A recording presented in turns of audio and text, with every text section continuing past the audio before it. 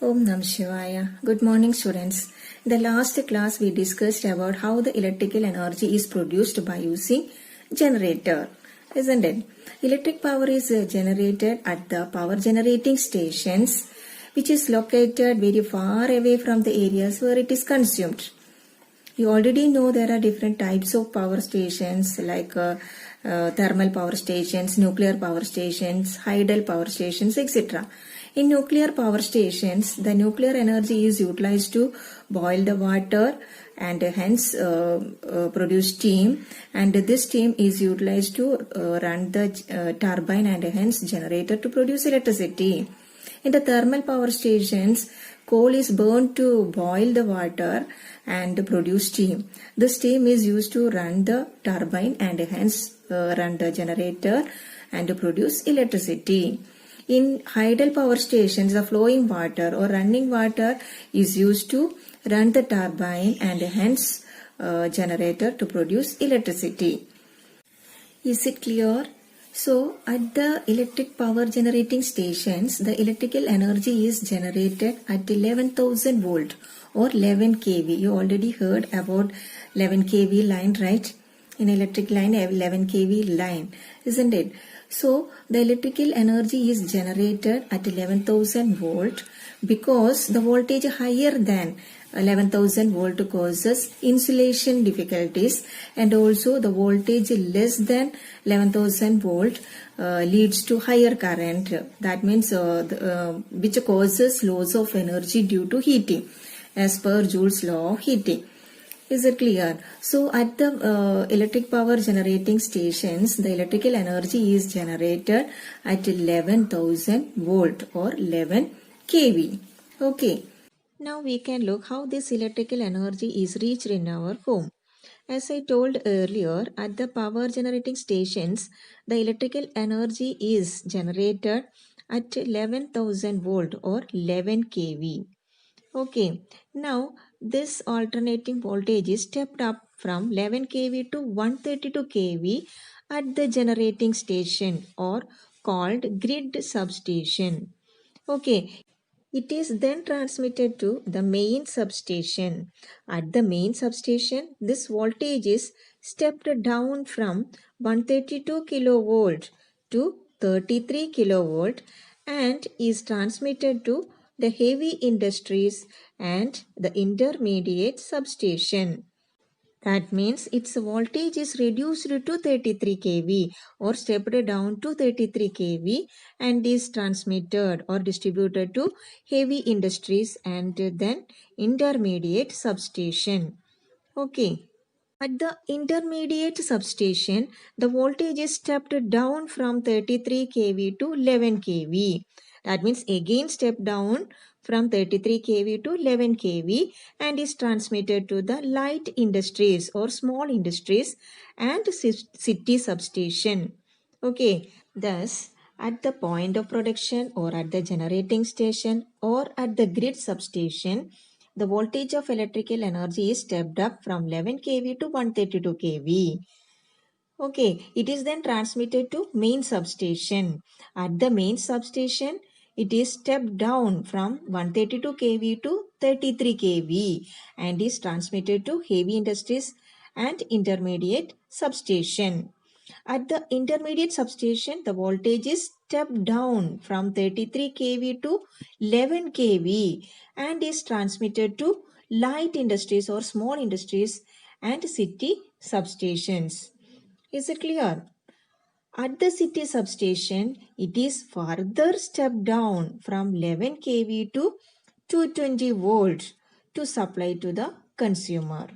So, at the generating station or grid substation, the alternating voltage is stepped up from 11 kV to 132 kV. Then it is then transmitted to the main substation. At the main substation, this voltage is stepped down from 132 kV to 33 kV and is transmitted to heavy industries and intermediate substation. At the intermediate substation, the voltage is stepped down from 33 kV to 11 kV and is transmitted to the light industries and city substation. Okay, at the city substation, it is further stepped down from 11 kV to 220 volt to supply to the consumer. Is it clear to you?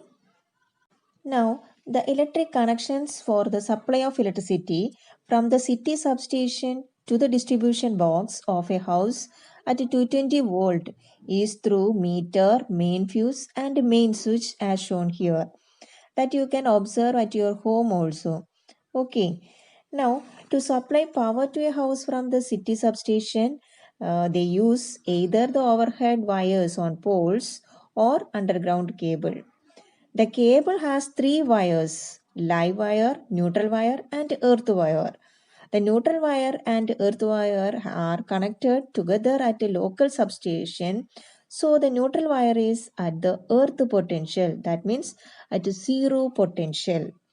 Okay, now, before the electric line is connected to the meter in a house, a fuse of high rating, about 50 ampere, is connected in the live wire connected at the pole. This fuse is called the company fuse or pole fuse, POLE, pole fuse.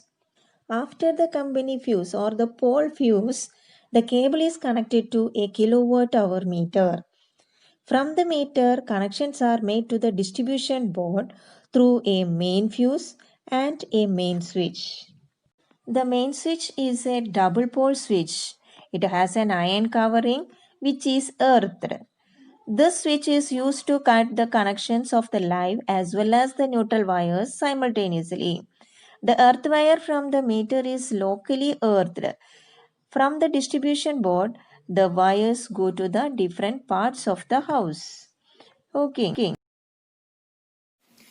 This is the schematic diagram given in your textbook. In that, three wires used for the domestic circuits are earth wire, live wire and neutral wire. Earth wire is green in color, live wire is red in color and neutral wire represents black in color. Okay, then live wire and neutral wire is connected to the electric board fuse, which I mentioned as pole fuse or company fuse earlier. Okay, so live wire and neutral wire are connected to electric board fuse. Okay, and then it is connected to electricity meter, that means kilowatt hour meter. Again, it is connected to distribution box containing main switch, main fuses for each circuit. Okay, so the wires are connected to the line wires in the house through the main switch. These wires supply electricity to separate circuits within the house. Often, two separate circuits are used. One of 15 ampere current rating for appliances with higher power ratings such as geysers, air coolers, which have the fuse of 15 ampere. The other circuit is of 5 ampere current rating for bulbs, fans, etc. where 5 ampere fuse is used. Okay, the earth wire which has insulation of green color is usually connected to a metal plate deep in the earth near the house. This is used as a safety measure, especially for those appliances that have a metallic body, for example, electric press, toaster, table fan, refrigerator, etc. The metallic body is connected to the earth wire, which provides a low resistance conducting path for the current. Thus, it ensures that any leakage of current to the metallic body of the appliance keeps its potential to that of the earth, and the user may not get a severe electric shock. So this is one of the safety measure used in domestic electric circuit. Another safety measure is the usage of fuse, electric fuse. It is an important component of all domestic circuits.